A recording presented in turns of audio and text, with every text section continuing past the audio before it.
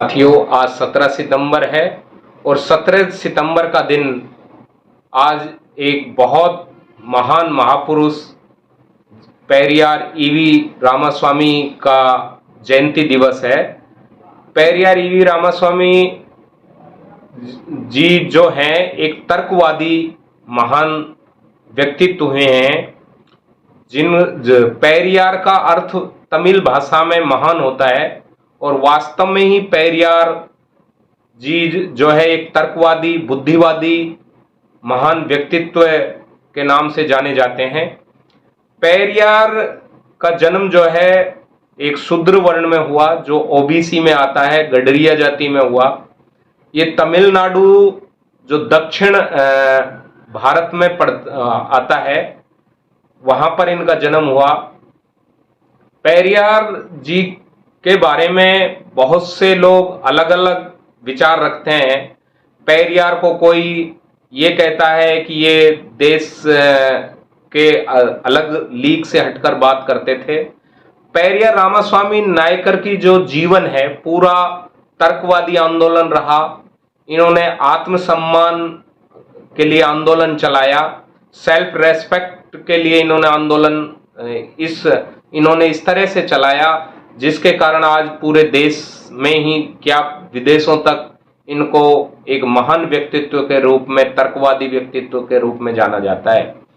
इनकी औपचारिक रूप से शिक्षा केवल इनकी कक्षा 4 तक हुई, लेकिन इनका एक हिंदूवादी संपन्न परिवार में जन्म हुआ जो बहुत ही रूढ़िवादी थे, धर्मावलंबी थे और पाखंडवादी थे।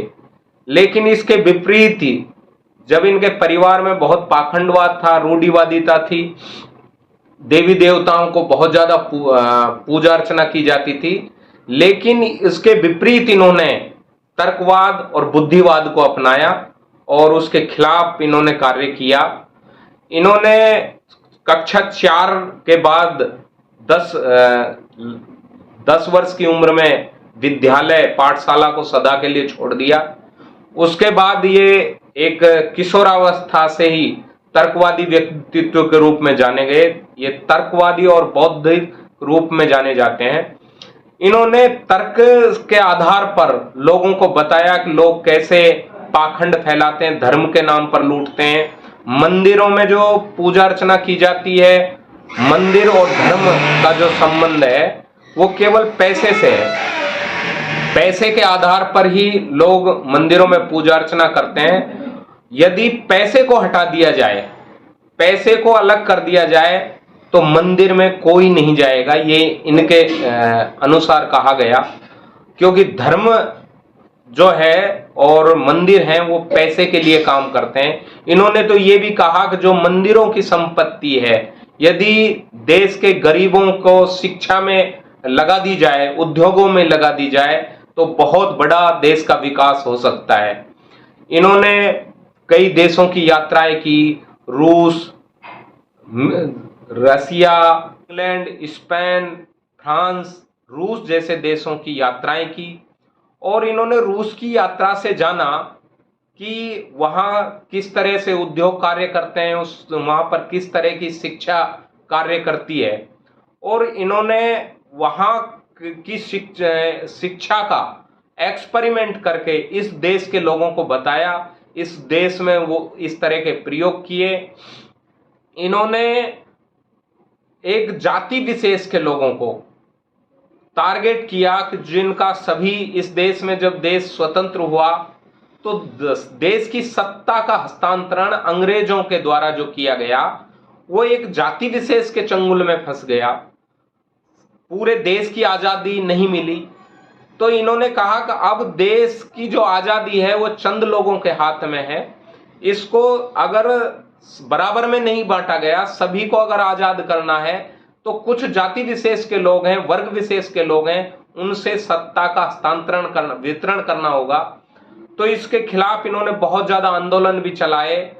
इन्होंने 1925 में जो कांग्रेस पार्टी थी उसको अलविदा कह दिया और ये इन्होंने सेल्फ रेस्पेक्ट का मूवमेंट चलाया, आत्मसम्मान का आंदोलन चलाया और आत्मसम्मान के आंदोलन में इन्होंने बहुत बड़े स्तर पर कार्य किया।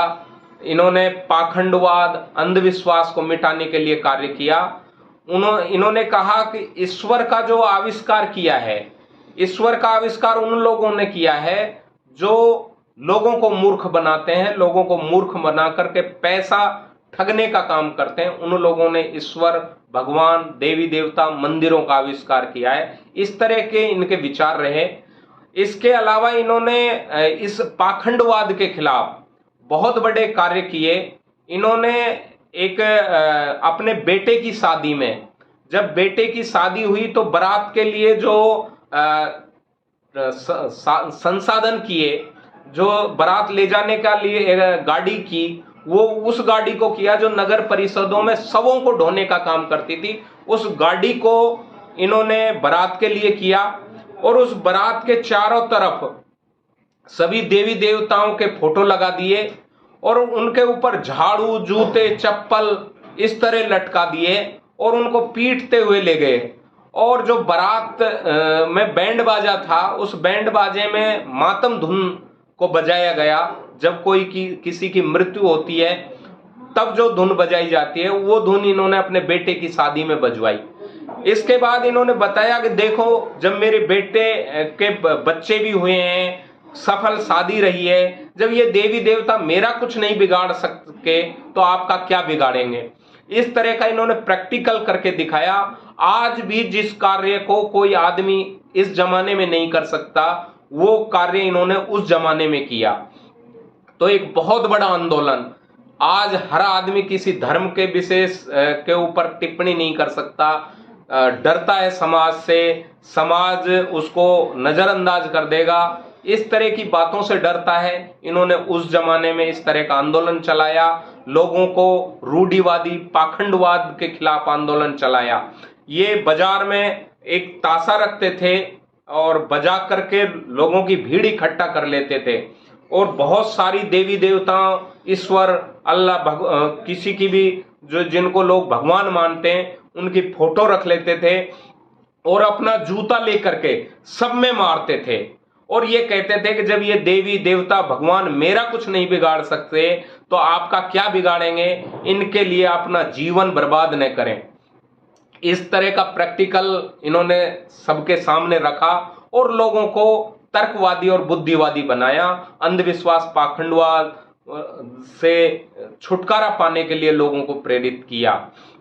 इन्होंने बाबा साहब के साथ भी कई मुलाकातें की। इन बहुत ज्यादा वैचारिक रूप से दोनों एक थे, एक जैसी विचारधारा थी। और इन्होंने रंगून का जो अधिवेशन हुआ उसमें भी इन्होंने बाबा साहब के साथ में भाग लिया।